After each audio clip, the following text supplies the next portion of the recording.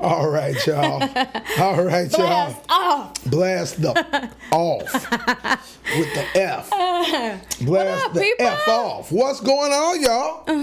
What's up, What's going on, Wendy? Grippy Grip? That was How Wendy. you doing? That was Wendy's little laugh. I don't know if I really believe What? that laugh. You always talking about my laugh. I don't know if I believe that. I felt like that was like kind of like not a real laugh. But what was a joke? Was there like some funny, super funny thing that happened? No. Hey, look, do us a favor, just so we don't get into what we went into last week. If you're in the building, jump in the comment box for us early. Let us know you can hear us on Seems a few sound. people in with us. We got some people in the building, but we need them to jump in that comment box and let us know that. what Make up. sure that you can hear us, because we can't tell what the hell is going on these days when it comes to the tubes of the U. Okay, And all the connections. you and all control the tubes, apparently. So, listen, man, super excited tonight. We got a heck of a nice little show for you. We are bringing Rip the Wall back. It is back in full effect. Ooh. Why wouldn't it be? If we started like that, I love the Rip why the Wall. would we not keep that going? People was like, man, that's y'all thing. Y'all got to keep that moving. Got to keep it going on. So we're gonna keep it going on. Yeah, I know we had that feedback. That's okay. We got that feedback. Okay, Money Mike, what'd he say? Everything is good. I'm here, everything Come on, good. Big Mike. Hey, Mike, Okay. hey, let me say this to you, bro. As long as you hear everything is amazing, broski. You know what I'm No, we saying? really do appreciate it, man. Yeah, man. We love you, Faithful. man. You day one, so that means you like brother to us here. Money Mike in the building. Appreciate y'all. Anybody else jump in? We see you sitting in the room. We expect the floodgates to open up here very, very shortly to quite a few more people. So, listen, we are super excited to be here for episode 34. Now, how do you say that? Is that trio, quattro? How's that work? I don't know. I don't know, but I like it. Cool. We're right with that. Episode trio, quattro, y'all. Trio, in the quattro. building, y'all. We in the building. Super excited to have all of y'all with us, kicking it with us. For those of you who don't know where you are, this ain't going out to Money Mike, because he knows exactly where he is. But for all of y'all that don't know what Money Mike does, this is your boy Griffy Griff. This is the beautiful Miss Wendy Wynn. And Wynn, let them know what in the heck are they watching again with us tonight. And if you don't know, now you know. You guys are watching a weekly call. Come on, baby.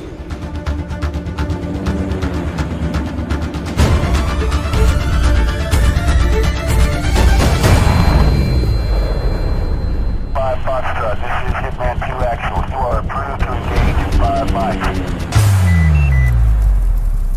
The Weekly Call, Entertainment News Podcast.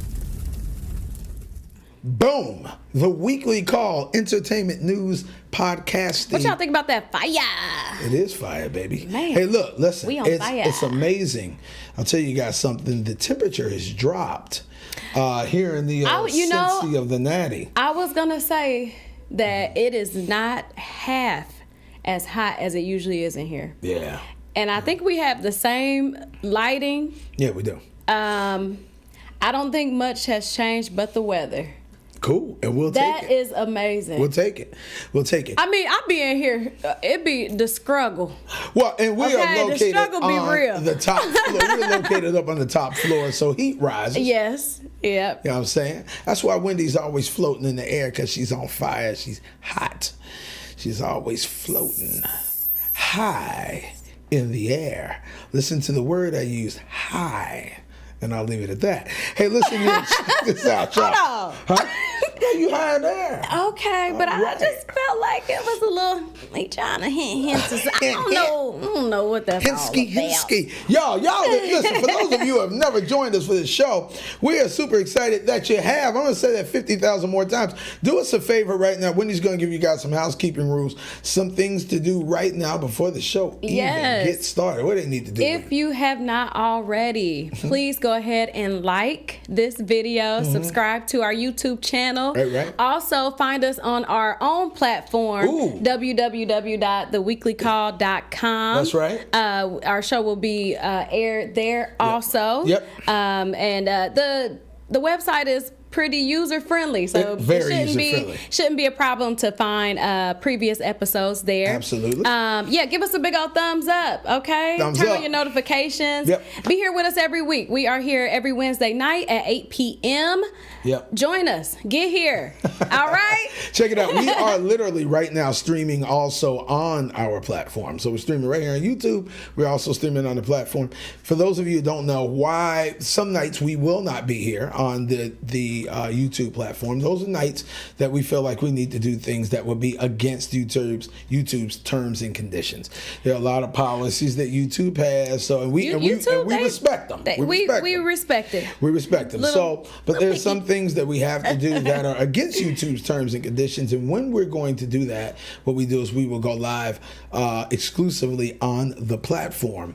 And you guys will know that because if you come to our channel and look, then you won't find us here. There'll literally be a link that says, hey, tonight we are on our platform. Here's the link. Go check us out. So anyway, just want to get those housekeeping rules out of the way and let you know exactly what in the heck is going on. Man, y'all get them thumbs up. Yeah, so, man, we got a great show for you guys again tonight. Man, some stuff going on in the news. Yeah. You know what I'm saying? We got some entertainment news in the building. My good friend, Megan Thee Stallion. She's been in the news quite a bit.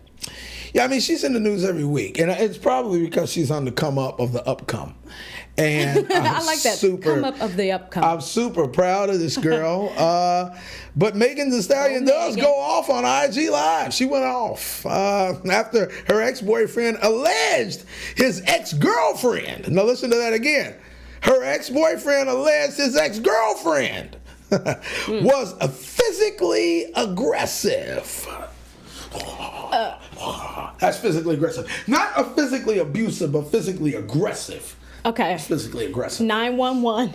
Physically aggressive. Help me. So I don't know if that is like a DV if I'm physically aggressive or physically abusive. Like, was this a DV? Like, nah, I don't think there's any laws against being physically aggressive versus being just physical. Okay, cool. All right. Well, is there a law? I mean, I don't know, but we get ready to find out. No, I mean, because is there laws about like intimidation? You know what I mean? I wonder if you guys know anything. Let us know. But I'm just curious now if there is laws, you know, for that. Like, I'm being threatened.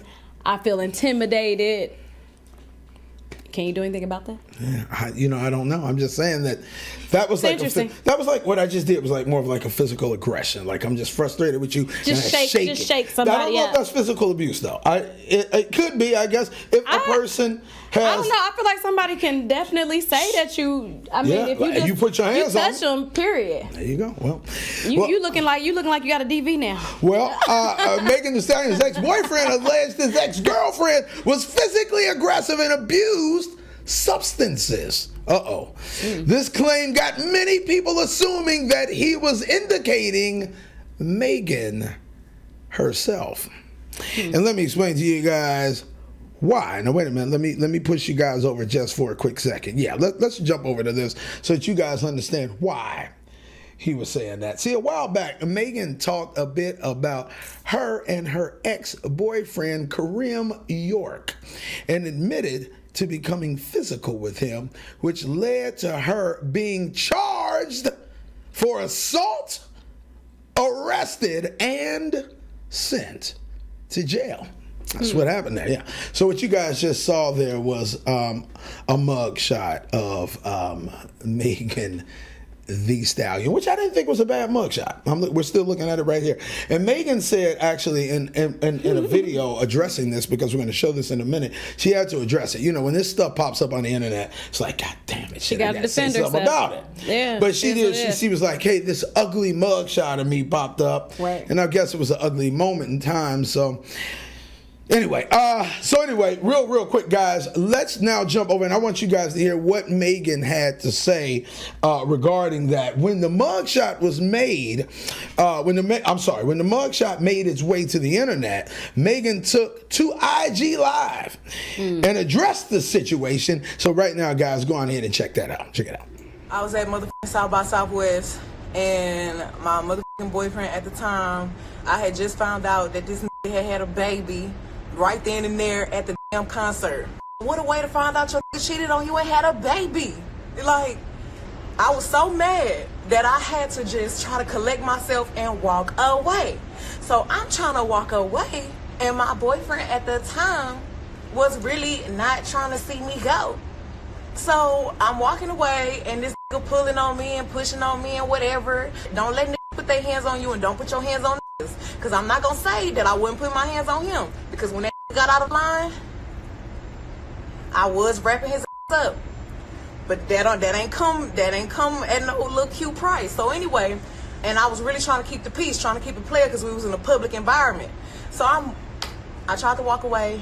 The nigga pulling on me and shit, pushing on me. The nigga take my phone, throw it on the ground, stomp on that. It just so happened that when I was ready to give it to him, the motherfucking police pulled up when I'm punching.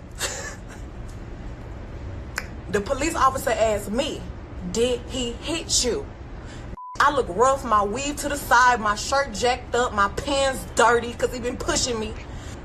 I say, no, officer, he didn't hit me because I don't want him to go to jail. The laws asked that nigga, did I hit him? That nigga said, yeah, she hit me in the eye, da-da-da. Oh, like he really gassing it. Like, this nigga said, yeah, she hit me in the eye. But you got to know they sent me straight to jail. Them hoes cuffed me. I ain't never been cuffed in my life. All right, y'all. Never been cuffed in her entire life is what she said. That scared her to death. Being cuffed. She said she'd never been cuffed in her entire life. However, we do know that cuffing season is upon us, ladies. When it's cold outside. And for those of you who have never been cuffed, read the number down below the screen. Remember R. Kelly did that in I'm a Flirt. He said, ladies, if your man ain't hitting it right, call the number at the bottom of the screen.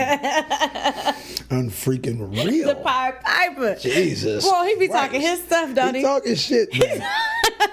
Check it out, y'all. Now, let's keep in mind. You know you off the chain, you say some stuff like that. Let's keep this in mind, guys.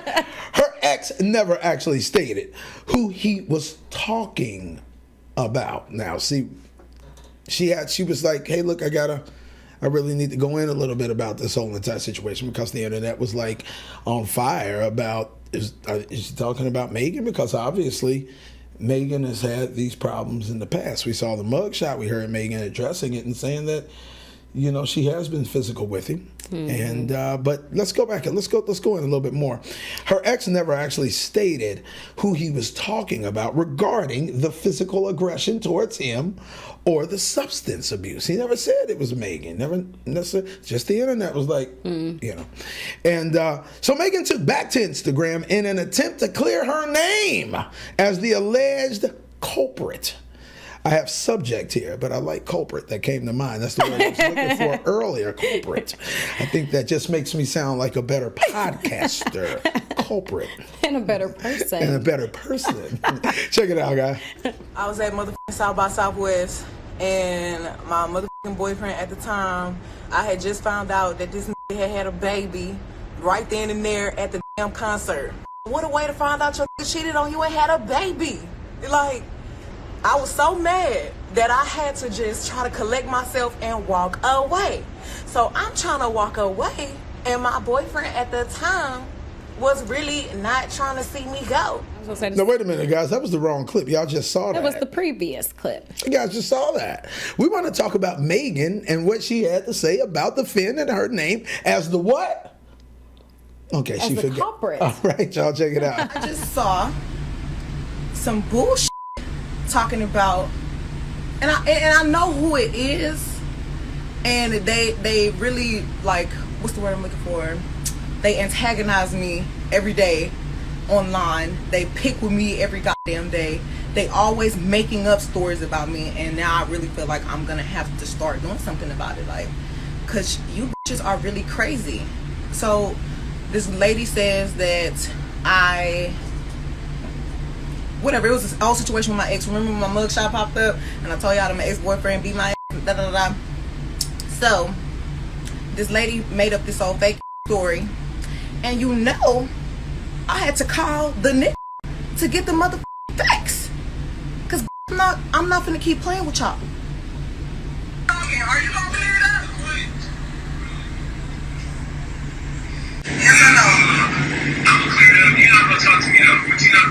after this, though. That's what I'm saying, though. That's the whole point of what I'm trying to say to you. And you don't care about it. You don't care, but I'm gonna clear it up. You feel me? And I'm gonna have to go through what I have to go through after this. You feel me? Like, fam, I'm sitting here trying to, like, talk to you. Kareem, I'm working. Alright, you working. I'm gonna say your name up, bro. Yeah, from that bullshit started. You know that was some whole bye. Like, what's the other one? Motherfuckers trying to accuse me of doing drugs?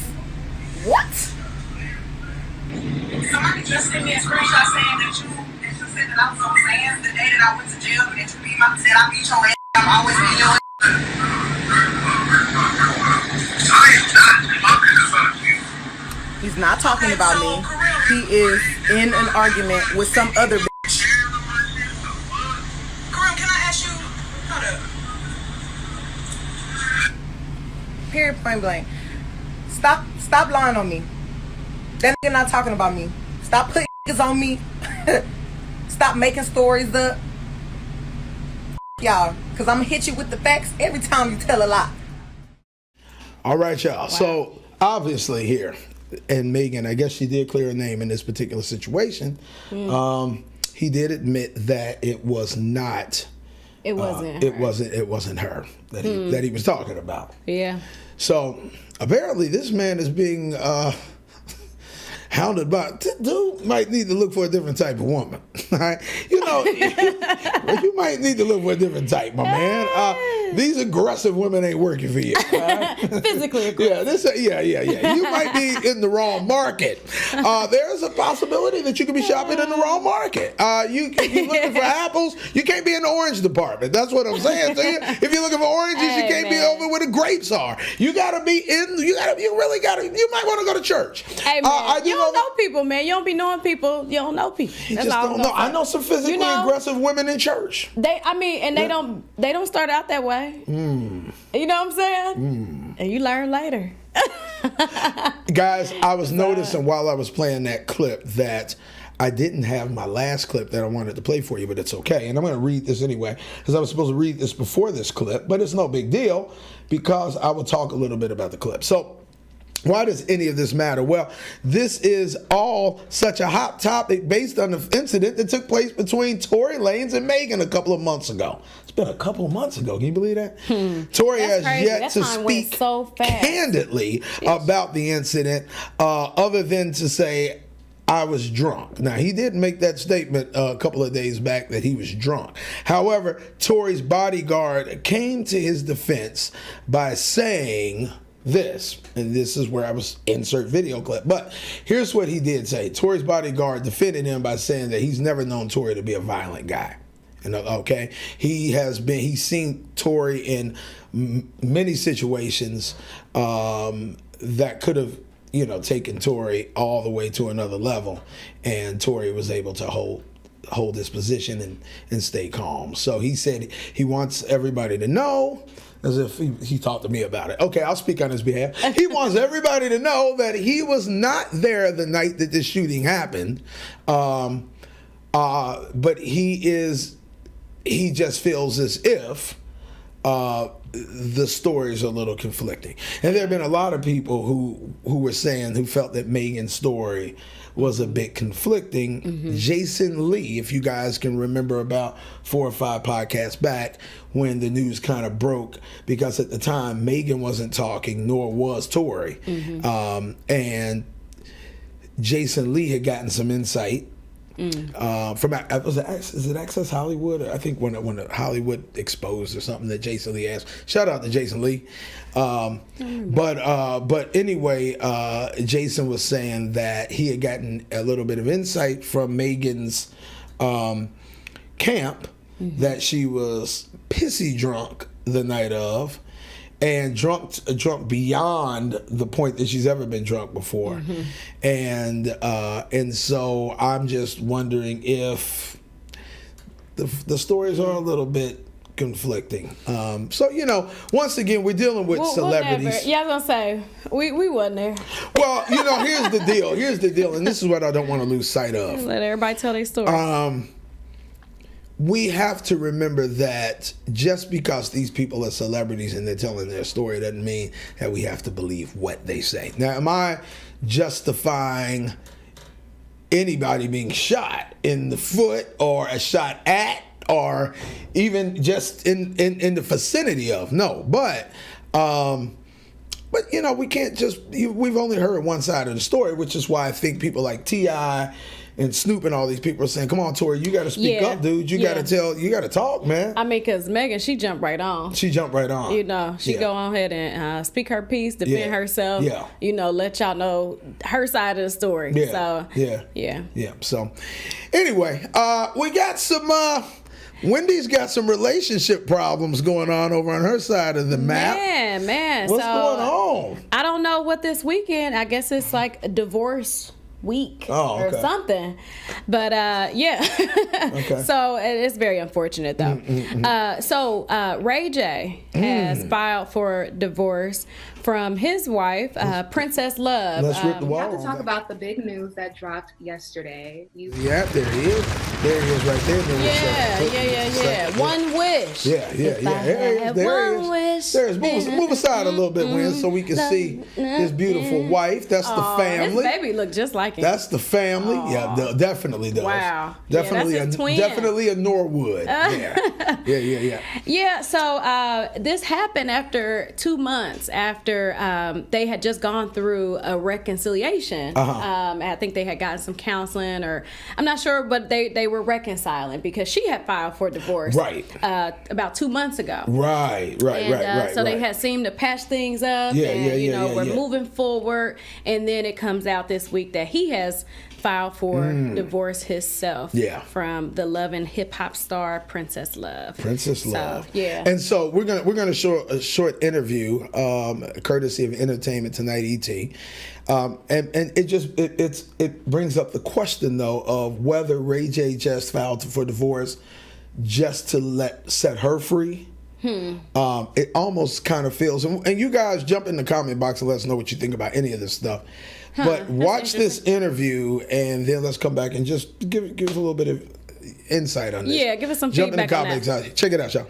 We have to talk about the big news that dropped yesterday. You filed for divorce from Princess. First of all, how are you feeling? What are your thoughts today? I haven't gotten a lot of sleep lately, so I literally kind of just went to sleep a couple hours ago, and then I woke up and I'm like, man, there's a lot of people here. Everybody's set. It's like you can see the whole set. We like doing 5 things at once. So my mind is still busy. I haven't really had a chance to kind of sit back and think about it. You know, we're going through the whole legal thing, so I can't really say too much until everything is all said and done. But, I love her. I love my babies. It's just personal, but she knows how I feel about her. I just think that I want to make sure everybody is happy, that everybody enjoys life, that this can help her smile more and enjoy who she is and enjoy her life. Then, sometimes this is the best thing to do. So we're going to see what happens. Was it more so to set her free? Because, she filed for divorce. You know this, of course, it's your life. She filed for divorce from you in May, but then dismissed the filing in July. So now you're filing. What was your motive or your intention behind making this move? It was just how I felt at the time. I didn't really talk to nobody about it because it was, I feel like when you get too many opinions and you ask too many people about something you personally feel, and at the end of the day, when they leave, you still feel the same way. It's like, what should I do? And then whatever opinion they give you, when they leave, you're still stuck by yourself. So I just went to God, and it's still so early. I really don't know what's gonna happen, how it happens. I just wanna make sure that my babies and my princess is in a great place mentally, and that they can enjoy life, and especially my wife. If there's somebody better out there that she wants to be with, then I have to respect that as well. But I don't know. I really don't know. I haven't really practiced this question either. I just can't say too much. But I love you, princess. It's all about how you treat people, how you act, how you respect people, and how they respect you as well. Respect is real important in a relationship, and so I want to keep that in the forefront, and just give it to God. Well, those are some powerful lessons that you just said right there. I think they're very valuable. You two have a few things in the works together. One of them is to show The Conversation. How do you plan to move forward when it comes to working together? Again, we still want to build our empire, you know, as for our kids. And Princess is a really good executive producer. And she really goes out and either make sure we have the right talent, or if there's issues inside of the scenes, you know, she'll get on the phone and make everything go away and make everything right. So from the producer side, I think she has a long career ahead of her as an executive producer. And you know, I'm there all the way through with whatever projects we work on now. They do have a long life, so I will be able to be on set and have some time with her, you know, producing the shows.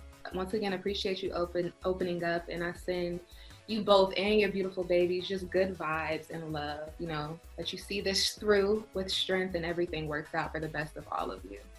Thank you. Okay, Aww. so from a watching that interview one more time, from the male perspective, this is what I take. She was ready to call it quits with him 2 months ago. Mm-hmm.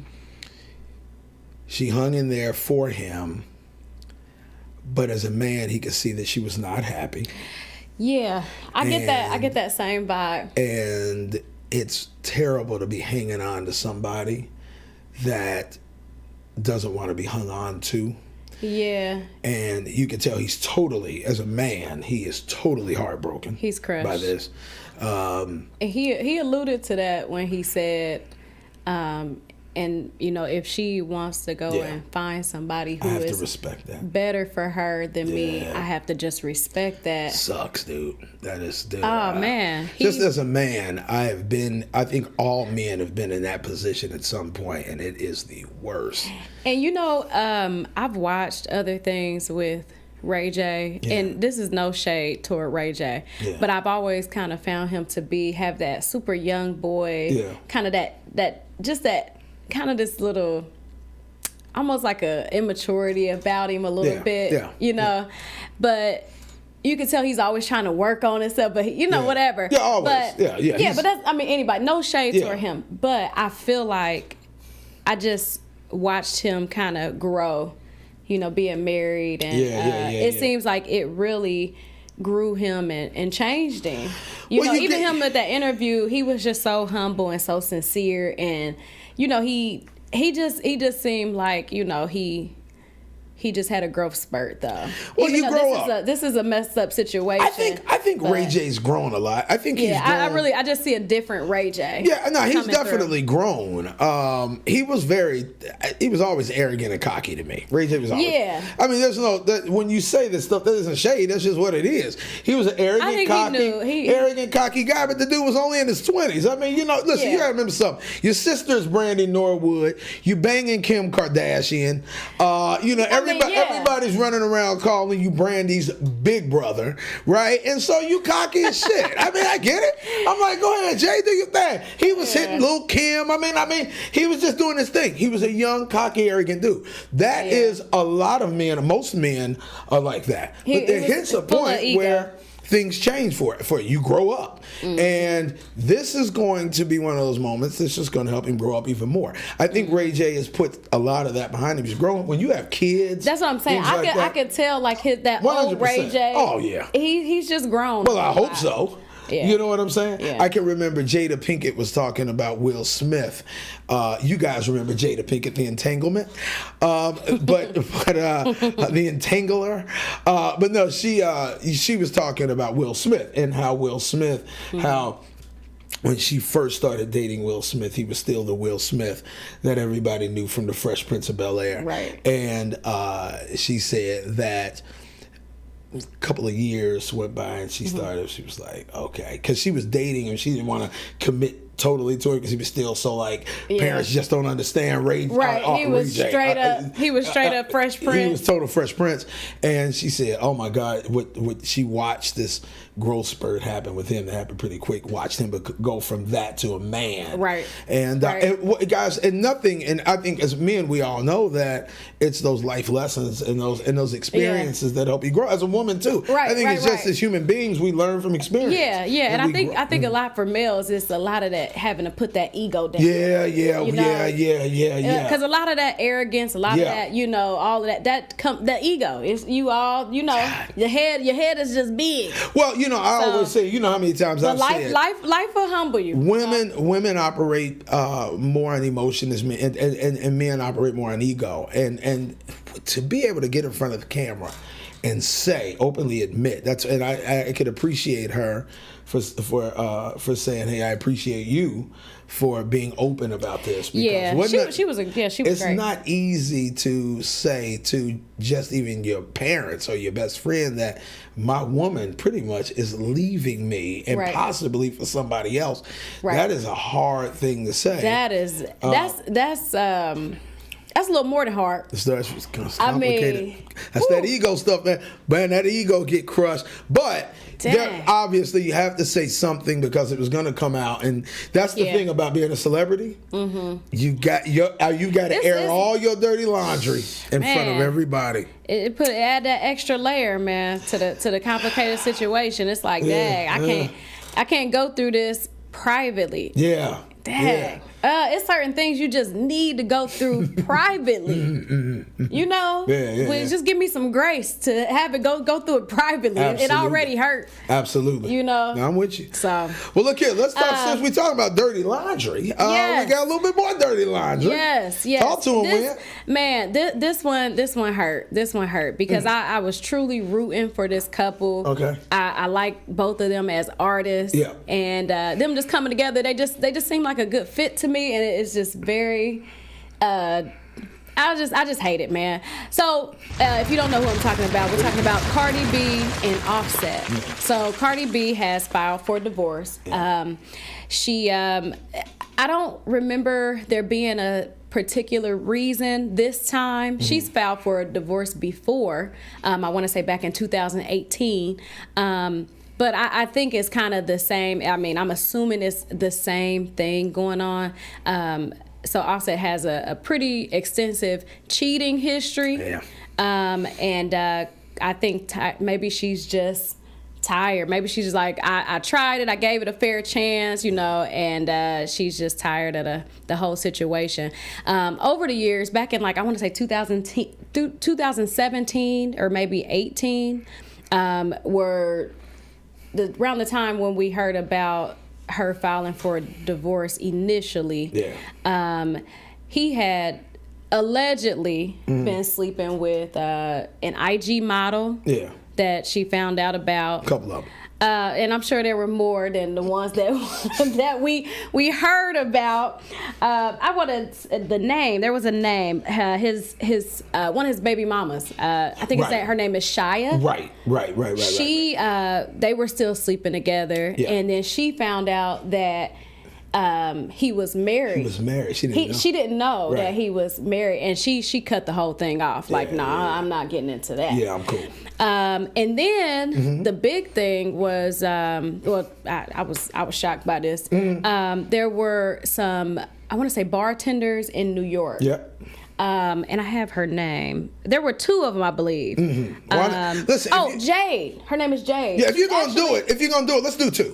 I think there were two of them. I want two bartenders. The one that was most memorable was Tekashi 6ix9ine. Right. His girlfriend, baby mama. I don't know do they have a child together? I think his girlfriend. I'm not sure if they have a kid together. Yeah. But anyway, his girlfriend, supposedly they were sleeping together. Right. And this is when she had allegedly put out a hit on these girls. That's Cardi. And she was in court. And then she had to go to court for it. Yeah. Right? So this got ugly. And I think after that she was just like, you know what, let me leave this dude alone. Right. So she filed for divorce at that time. Yeah. And he won her back, and they have been trying since. Yeah. And now she's No. Let's not forget the next cheating affair. Wait a minute, there was another one. Yeah, something Bunny. what's her name? The rapper. Little young my rock. And then what he tried to do with her was get her and another girl to have a threesome. Another IG model. Yeah. Hey, listen, real quick. Offset. Offset been doing this. I love you. I love Offset. I'm a huge fan of Offset. I swear. He is definitely 100% my favorite Migo. But dude, you need to stay off Instagram. Okay? I'm talking about, when I say stay off, I'm talking like completely remove it from your phone. If you've got it on your computer, I need you right now, if you're listening to me, to remove it from your computer. Okay? Listen to me. I'm not trying to preach at you, Offset. I'm trying to save you here from just the IG models. Just get off of there. Let IG. Let it go. Moses, go. What was it? Let my people go. I need you to let IG go. Okay? Let it go, baby. It's all good, man. Everybody this man to mess with has been an IG model. Now I'm gonna tell you, IG has gotten a lot of folk in trouble. Okay. I mean, there's some beautiful women, and they throwing it. Yeah. It's hard for a pimp. It ain't hard. These women ain't making it too hard for them. I ain't giving, not to give him any leeway, but it's too much, man. Well, I hate it. I love this couple. Yeah. I do. Yeah. I do. I watch their YouTube videos, and they just got this great energy. Yeah. They're so playful and loving with each other. Yeah, but and still, they just had this beautiful, just this little adorable little baby. When you start thinking about that, now you got to split another family up. You got to co-parent. My question is, child support. We talking big stuff. It's heavy stuff. Let's keep this in mind. This ain't your only baby, bro. It's just another child support. Prenup. I don't know. This ain't your. This is not your. Dude, did you see the house? That's what I'm saying. You gotta break all of this up. My big concern though is the child support payment, dude. Now this ain't his only baby. Hey, listen, real quick. My question is,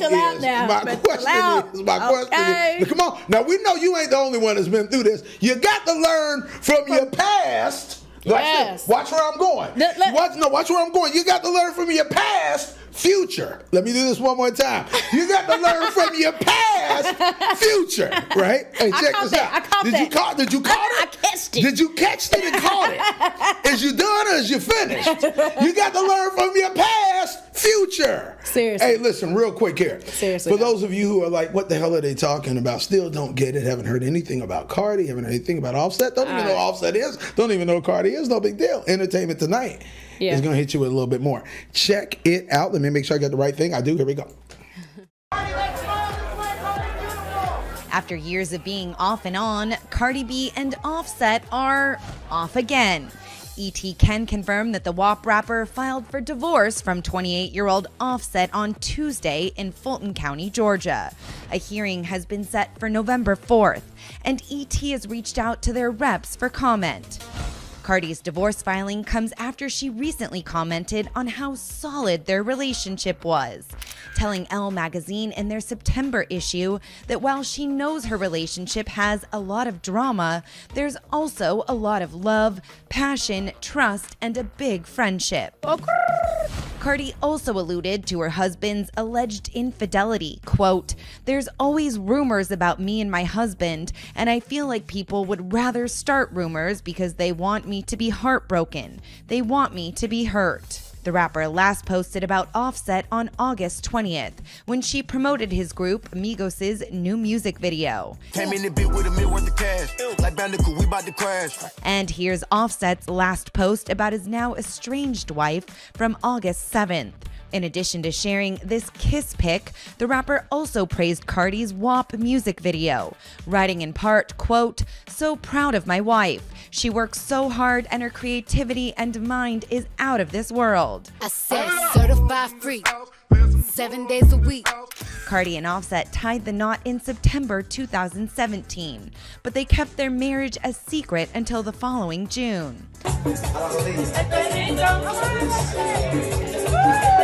At the time, the Bronx native tweeted, "Our relationship was so new, breaking up and making up, and we had a lot of growing up to do. But we was so in love, we didn't want to lose each other. Was one morning in September, we woke up and decided to get married. Cardi continued, quote, "We found someone to marry us, and she did. Just the two of us and my cousin. I said I do with no dress, no makeup, and no ring." The couple's daughter, Culture, was born in July 2018, 1 month after Cardi publicly revealed that they had tied the knot. I just want to show people how beautiful and how precious she is. She's so precious, seriously. Whatever, you know what I'm saying? Come on, baby. Oh, man. We're not laughing at this sad situation. We're not. Laughing at something else. Amber jumped in. Yes, we appreciate you checking in, Amber. Appreciate you checking in, Money Mike. Where the hell is all the rest of y'all? Jump in the freaking comment box and say something. Yeah, please. man, because... Thank you for checking in, though, y'all. We appreciate that. Yeah, this deserves some commentary. So, I guess I said everything I need to say about the situation here. I don't know. I'm like I said. I think that here's where I support Cardi. Mm-hmm.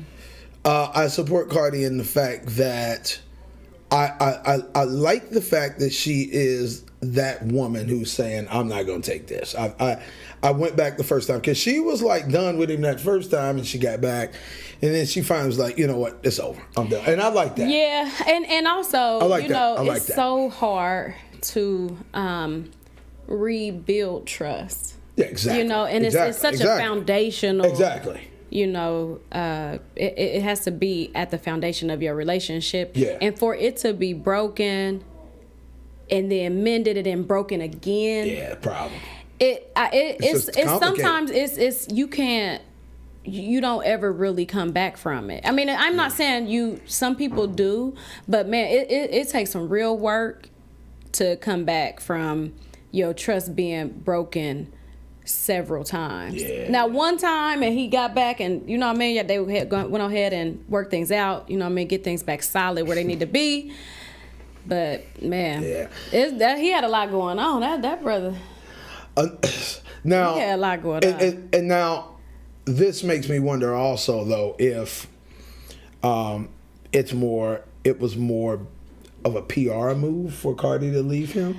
People are speculating about that. Not that what she's going through isn't real, but with this new release of the song WAP, I wonder if all of this attention wasn't on Cardi right now, would she really have left him?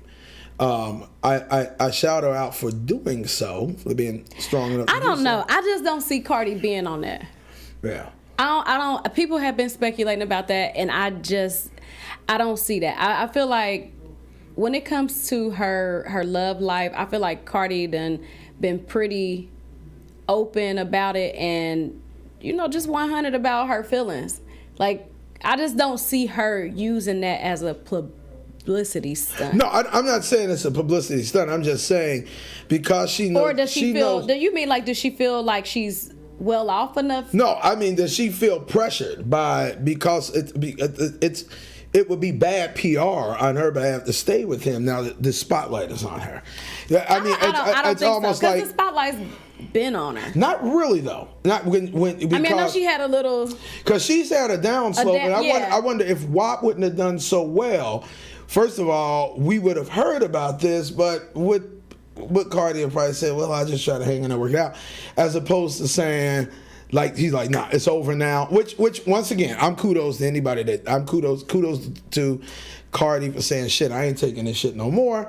But I wonder if she probably would have hung in there with him if she would have not had all of this new big light. Do about it. I don't know. I mean, when a woman's fed, Kelly said it. Well, Beyonce ain't left Jay-Z. Fed up.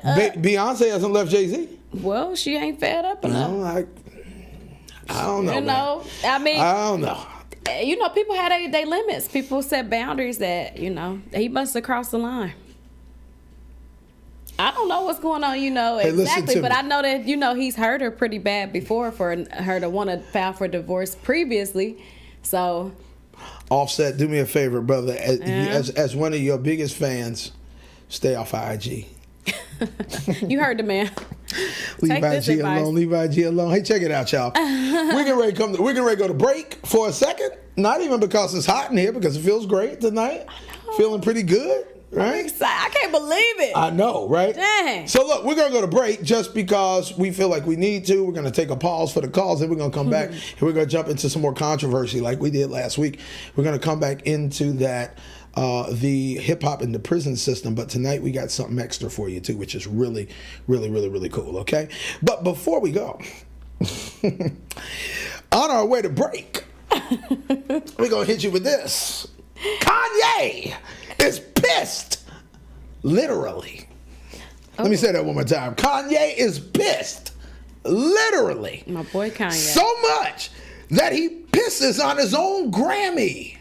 See, y'all don't even know about this. Come on, man. This is why we here, to inform you of this stuff.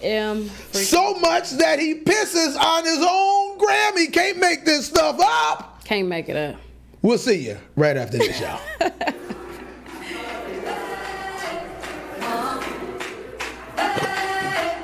What is this for?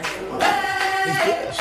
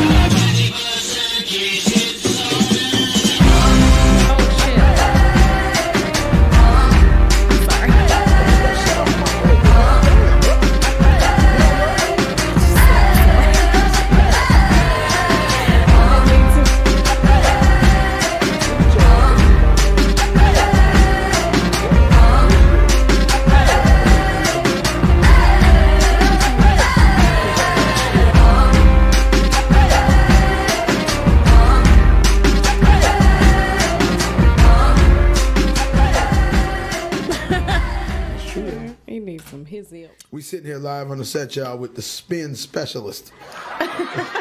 Spin City. Her name is Spindy. You know what I'm saying? Ow, she wear Fendi.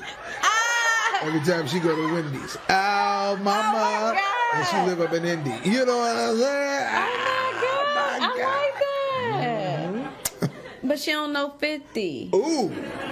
Why not? Senti. But 50 say he hitty.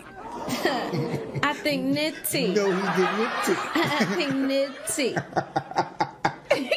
All right, you ready? Never is he. Not gonna do that again. All right, you ready? Yes. Here we go. 3, 2, 1. Lower thirds getting ready to kick in now. So, after days of backlash, he offered a public apology to. What the hell?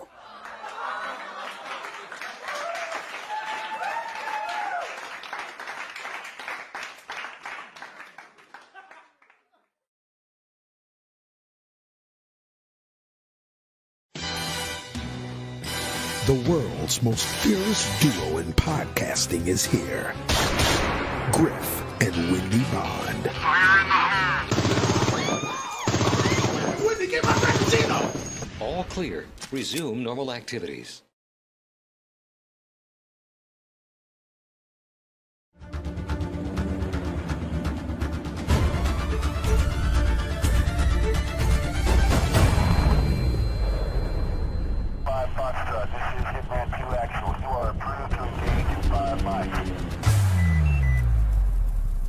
The Weekly Call, entertainment news podcast. You know what I'm saying? So what you think? Yeah, I mean, Grip, I really like it. Cool, I think we should use it for the intro. Oh yeah, I'm with that. Let's do it. Awesome. Okay, and then I had a couple other cool ideas. So check this out. Hey, can you give me 1 second? I gotta take this call. Oh, okay, cool. All right. Yo, Jeezy, what's happening, man? You everything good? Yeah, no, just in this little editing session, working on the new intro to the show. About some stuff. She's coming in via Skype. So, what's happening, man? Everything all right?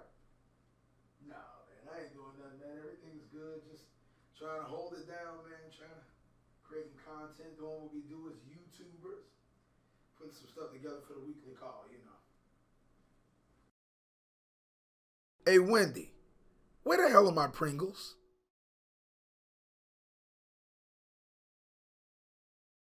So, the haunted house in Florida is said to be the creepiest. What was that? What was what?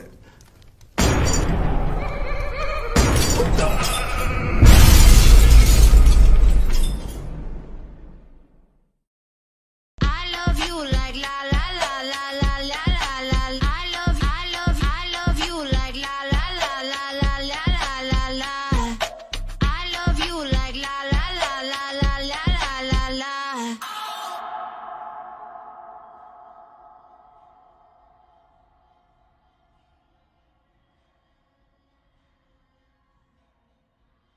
Come on, baby. Shout out Money of the Mosaic who said we can hear y'all Money talking. of the Mosaic. Listen, let me explain this to y'all. It don't matter if you can hear us Money. I'm really never doing anything behind the scenes with Wendy but cussing her out. That's what it sounds like when like we go to these It breaks. might have sounded like that. I'll just always cuss her out. That's what I do. Okay, because I'm like that kid at the desk who's like got gum under the desk Right. and shit like Now, that. y'all just don't understand that this is what we do. Generally, So Grip is like, man, get your shit off my table, man. so generally on break, I'm cussing Wendy out and she's cussing me out. So when those videos are playing, we're never watching them. We don't even know. When we come back, we're like, hey guys. And we zoom back, we're like, hey. Okay, so Cardi is divorcing who again? Who the hell's Offset? All right, so yeah, that's our life here, y'all. We really just spend all our time cussing each other out and making you guys feel happy about it. Listen, man, we are back to a little bit of the controversial side of the show. Last week, for those of you who tuned in, we talked about this hip hop and the private prison system. Now, there's obviously nothing new about that, right? The agenda. There's nothing new about this.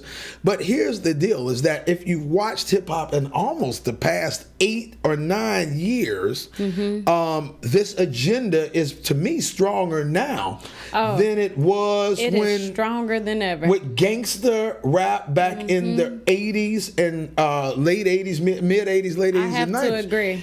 So the agenda is being pushed more, and I feel like there aren't enough people bringing awareness to what's really going on. There are quite a few of you out there who don't know how this entertainment business works. So we're going to get ready to run we're going to run this video. I want you guys to watch this, and then here's what we're going to do. I don't know how much time we're going to have to talk about this tonight, but I definitely want to put some stuff on your mind. This is a collaboration of different videos run together. Some people may call some of this stuff conspiracies, but here's the deal.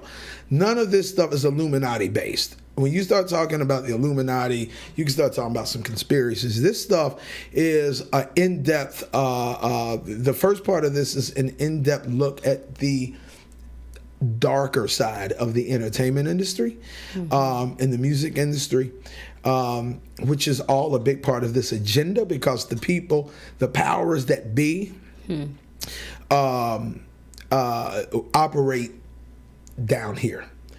A lot of people say, well, the powers that be are up here. Now, you can see them up there, but you can't see them down below. So, Reminds me of that saying, like snakes in the grass. Yeah. So I want you guys to check this out. You make your own mind up on what you think about some of this stuff. In my opinion, it's this stuff that people term Illuminati.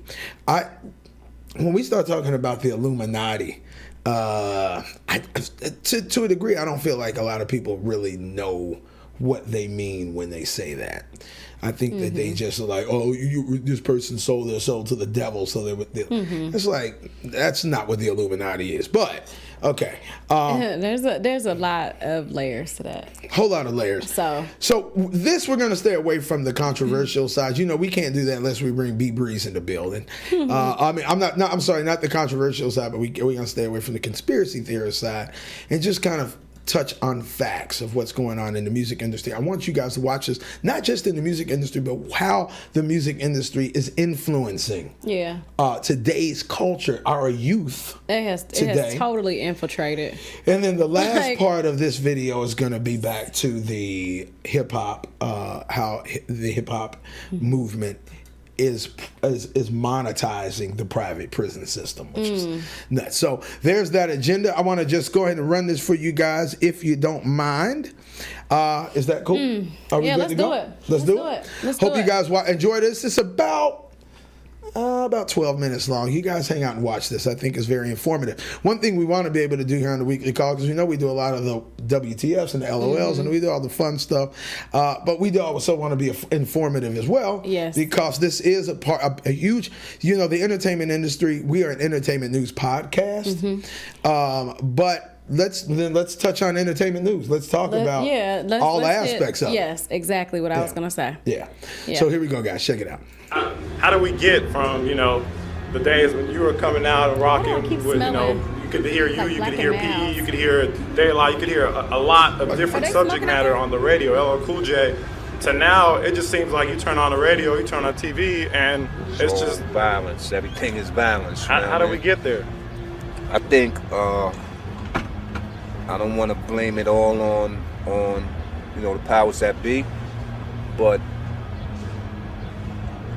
violence sells, and the power knows that.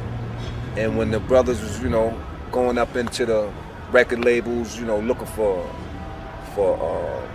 deals, record deals, if you're not killing somebody, if you're not selling a kid coke, if you ain't got one of the prettiest cars in the hood and the biggest chains and some of the flyest chicks, they don't want to hear it. So the little kids was going back home and then like, oh, okay, coming back up there and it's the same little kid that came in a week ago talking about, something that may have been okay to listen to. A week later, he a killer.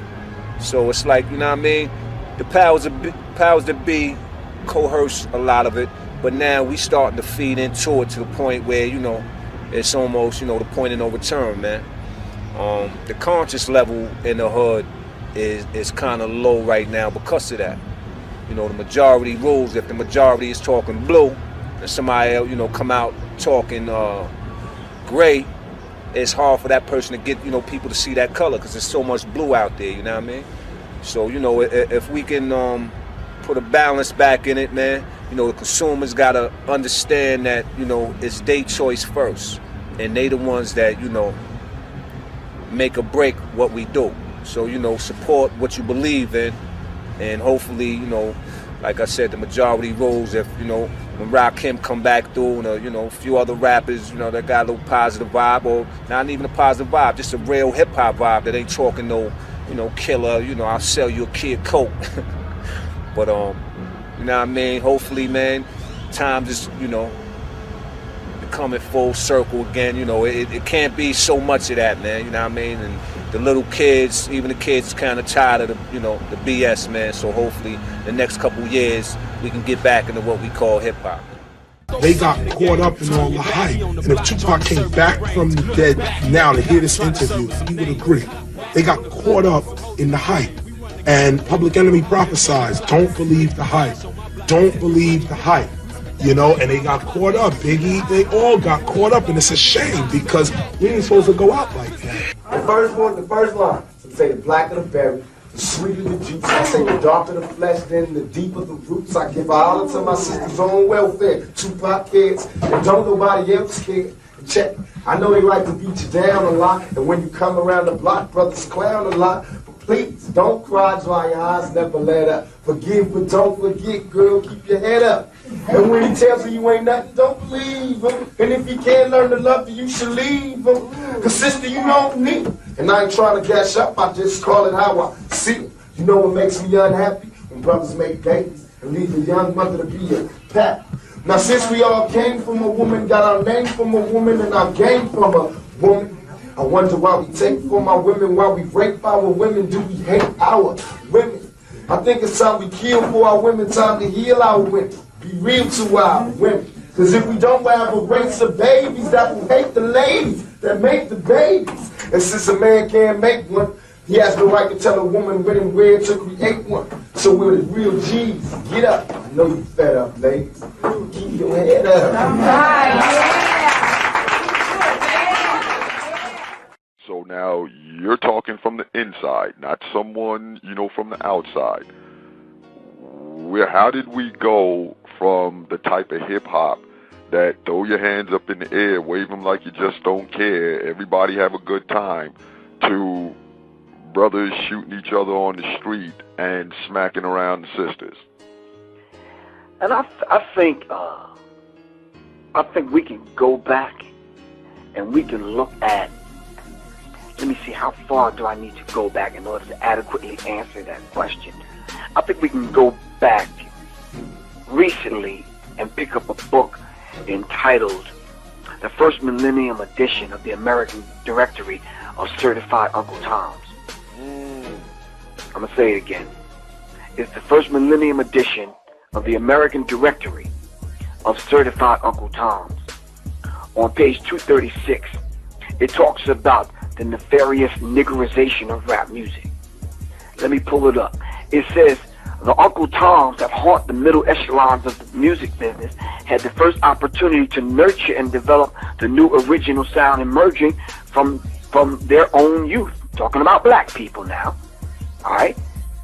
These Uncle Toms were there, and they heard hip-hop. And they could have nurtured it and morphed it into something. But instead, they rejected it. The whole movement, they rejected it. As strongly as the youth embraced it, they rejected it.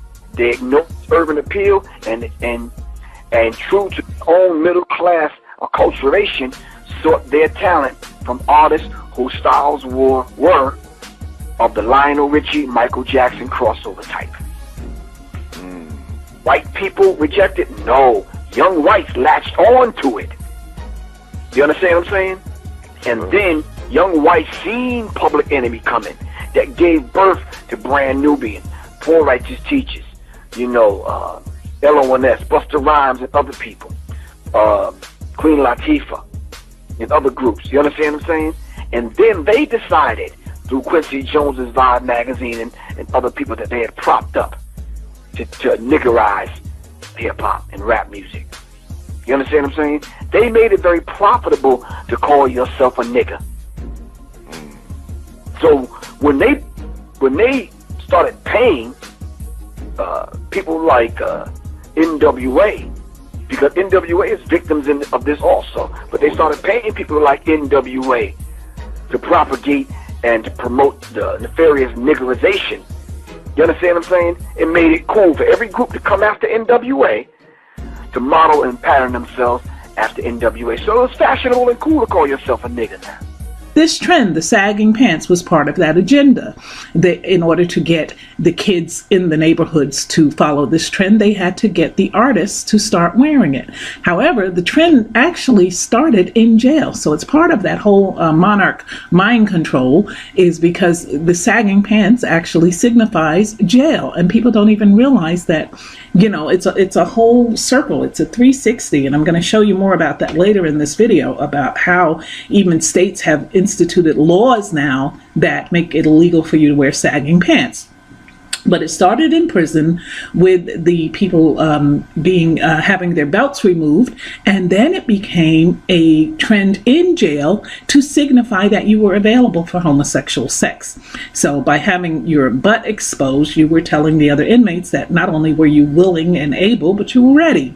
One of the people who helped to bring this fad to the industry is Jimmy Iovine, who himself is gay, and many artists who have been signed to Interscope, which is his label, have been asked to participate and have done it in gay sex with this man here, Jimmy Iovine, president of Interscope Records.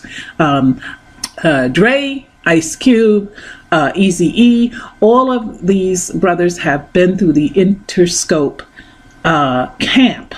And Pac even said, I have it on one of my earlier videos, how Dre sleeps with men and women. Now this brother here, he might as well not have pants on at all, because not only is he exposing his behind, he's also exposing his frontal area. So, what message is that sending? And what woman would be attracted to someone dressed like this?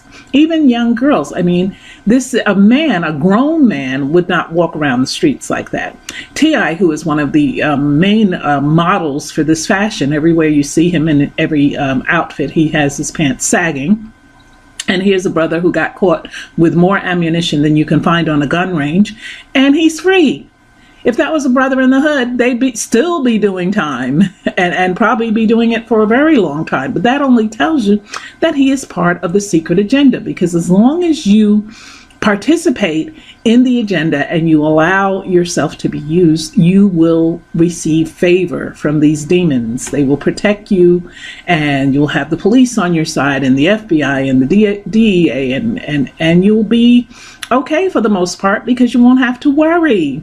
And here's 50. Hip hop is full of clowns, and 50 is part of that circus.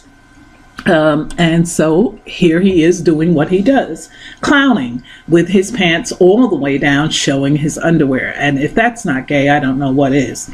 But this is what he's paid to do. And he's also a part of that Interscope, Jimmy Iovine, Dr. Dre camp. In hip-hop, or music in general, you have, in this country, 3 corporations that control all the popular expression of the form.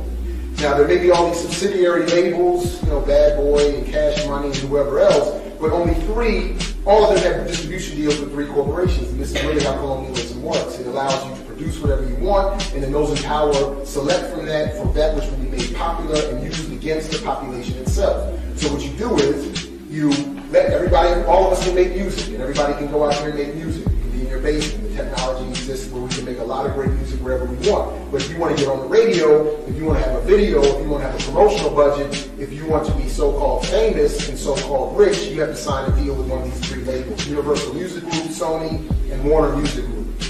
So there's a direct link between the 1996 Telecommunications Act, which gives all this ownership to a handful of people, and what they call the end of the golden age of hip-hop. I think there's a direct one-to-one link that can be made. The version that is promoted for political and cultural economic reasons. And as I was trying to argue to maintain social order, there's all kinds of movements going all over the place, but it's the political consciousness element that is always suppressed. Sebastian, what I need to ask you is as far as the manufacturing of these type of lyrics. Mm-hmm. Like, okay, so there's the myth or, the controversy that, the lyrics are actually influencing people to go to prison. And then there's some connection that I've done with a little bit of research that, the Viacoms, the big TV stations, they're incorporated into the prison. So, it appears we got some fascism going on with hip hop. Absolutely. Yeah, there's definitely a connection between the entertainment industry and private prison industrial complex. Okay. And it's not a mystery, it's not a conspiracy theory. You can look it up. These media conglomerates, they invest in the building of private prisons. It's just bottom line.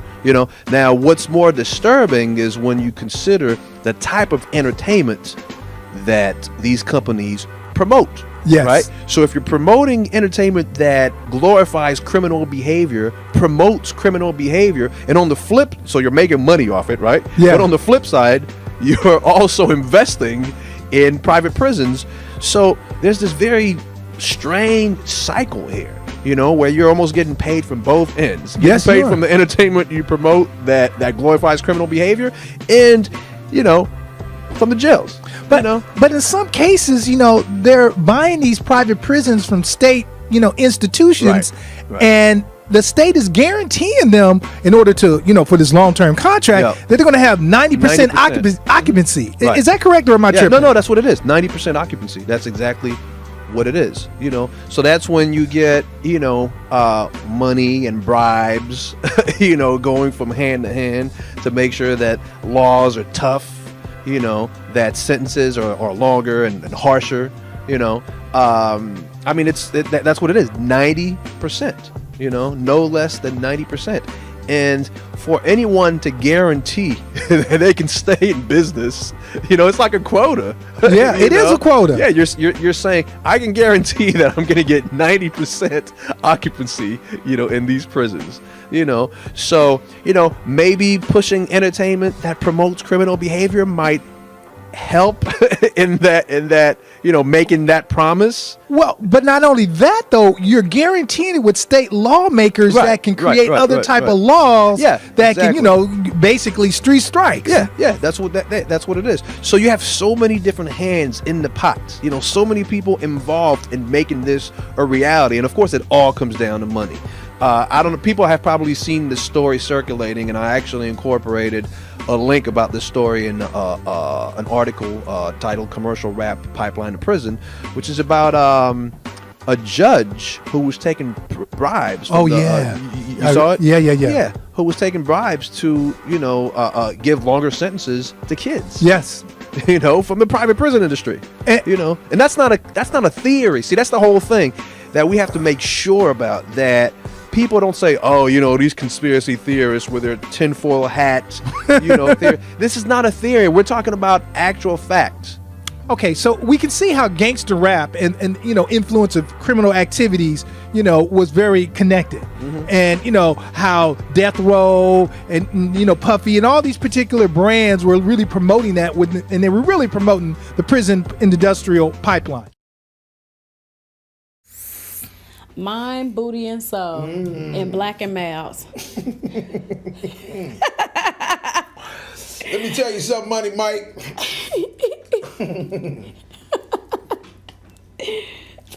It's a reason that Wendy Wynn was smelling Black and Mild. Because this the way I roll. You know what I'm saying?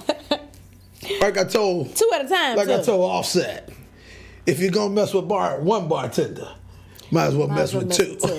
If you're going to smoke one black, might as well smoke two. Come on, Pimpin'. You understand what I'm saying to you? Don't let my pimp shit get to kicking on up out of here, because we ain't here trying to promote pimping.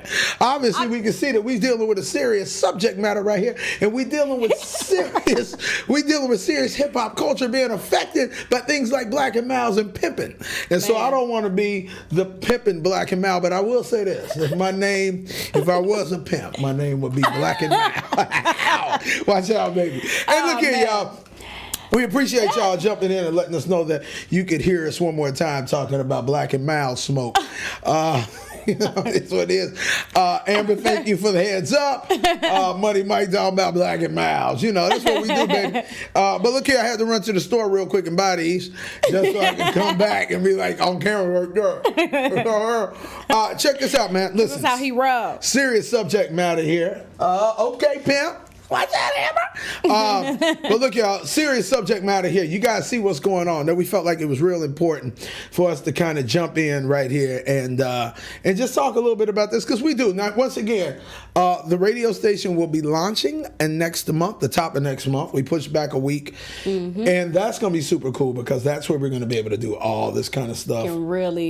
We can really get busy. We can dig in. Do some really cool in-depth interviews. So we wanted to do this as a secondary. Now next week we're gonna have somebody that works deep within the rights of the right within the limits of the law. But man, he told me something today. I was talking to him on the phone I cannot today. wait to hear that perspective. No, but he and I were talking earlier today, and he was talking to me about there's getting ready to be a war. Listen to this. Between the black population and the police. 2 police were clipped yesterday. So we got a lot to talk about here on the show, and that's what I'm saying. We're living in a different time. I feel like period. it's already a war. Yeah. So anyway, that's why we feel like right now is a very appropriate time. 2020 has been a really, really weird year. And so we just feel like it's time for us to talk about some things that have some substance, and some things that, you know, because there's an agenda. Remember that for all of this stuff, there's an agenda, and music is one of the primary influences of this agenda. So we just wanted to kind of talk to you guys. Next week we're going to dig a little bit deeper. Money Mike, where the money say down there? Everybody, okay, it didn't work. Okay, all right, you know what I'm saying? Hey, look here, you know, here's what it is, man. When I bring my little pimp shit out, you know, I mean, you know, it just depends on what kind of night it is, how I'm feeling. You know, if I'm feeling prepped up, my shoulders feel good, my pimp shit kicks on out. Pimpin' Snooki said like this. He said, hey, look here, I'm gonna tell you like this, real deal talk. Okay, a woman will be able to tell you. He didn't use the word woman, but I'm saying that because I'm not pimping like he is, okay? In fact, women take most of my money, so I ain't really not a pimp. But he said women, okay? He said women will never be able to tell you what kind of daggone suit a pimp is wearing, but they'll always be able to tell you, they'll always be able to let you know what kind of gators I got on. In other words, that means they keep their head down. You know, bow your head when you see a pimp. You understand what I'm saying? He said like this. He had his mics on. He had not his mics, but his rings was like this tall. And he was sitting back and he said, see, I don't believe in women talking all in the microphone. No, it was tall. I swear to God, I'll show it to you. He was like, I don't believe in women talking all in the microphones and, you know, singing all on the stage. He said, bitch, how you going to explore? If you're going to explore something, explore another level of this pimping I got for you. You understand what I'm saying? Look how he said, I'm not opening no doors for you. I'm not going to lay down my jacket so you can walk over a puddle. I ain't doing none of that. You're going to do that for me. You're going to do all that for me. You're going to do that for me. You're going to do that for me. You understand what I'm saying? Y'all done got Griff started. Yeah. Well, not really. That was Pimpin' Snooki. That was Pimpin' Snooki. Pimpin' Griff would lay down his jacket so he could walk over a puddle, which is why I would never make any money pimping. Okay? Which is why theoretically all of my hoes would pimp me. So I'd be in a pretty freaking bad spot. Wendy, tell them what they've been watching while we're ripping walls back. Hey man, y'all know what's up. Y'all know what's up. Y'all been watching the weekly call. First of all, thank you so much for being here with us tonight. You know what I'm saying? And all these shenanigans. All right. If you haven't already, go ahead and subscribe to our YouTube channel. Join us up on our own platform at www.theweeklycall.com. Go ahead and like this video if you have not already. Turn on your notifications. We are here every week, every Wednesday at 8 p.m. Eastern Standard Time. Be here. Okay? Come get some more of this pimping. I don't know what she was getting ready to say. Hey, check this out, y'all, real quick. If you have not joined our text messaging list, why the hell not? Here's what's happening. I'm throwing a black and mail at you. There's one.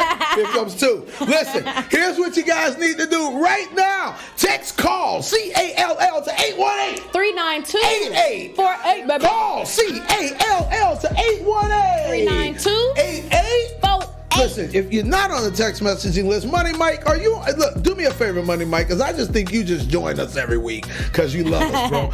Are you on our text messaging list? If so, Money Mike, jump in there right now and give me a Y.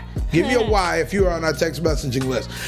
Listen, guys, check this out. We absolutely love you. We're coming back next week with a little bit more. We're going to dig a little bit deeper in this. We're going to have some special guests on the show because we're going to talk a little bit more about this stuff. We got to come back with some WTFs and all that kind of stuff next week. Is that cool? Come back here next week ready for this commentary because I really want to dig into what the people think about the agenda and the prison, prison system. I can't wait. Yeah, and I'm excited about that. Check this out. Next month marks the season of All Halloweens, which is your Halloween. So starting next month, we are going to start something that will remain indefinitely on this show. Getting ready to take the show to a whole nother level. It didn't make any sense to start it now, but next month, we're going to take the show to a whole nother level. Boy, are we getting ready to have some fun. Y'all ain't seen fun yet. Oh, man. We got some little gems. Yeah, we're getting ready to take the show to another level. So look, we appreciate you guys for hanging out with us once again. Amber in the building, Money Mike in the building, everybody else that came out that was scared to talk. I know it could be a little creepy in that chat box. I don't know. Money and Amber ain't gonna hurt y'all. They're not gonna bite. They don't bite, y'all. Okay, come on, y'all. Hey, listen, we highly appreciate you guys. Yeah, thank you so much, guys. Thank you so much. Once again, you're watching your boy, Griff, the beautiful Miss Wendy Wynn. And Wendy Wynn, let them know what they have been watching. You guys have been watching the Weekly Call. You know it. Thank Peace you so out, y'all. much, See y'all guys. next Wednesday. Peace. Peace.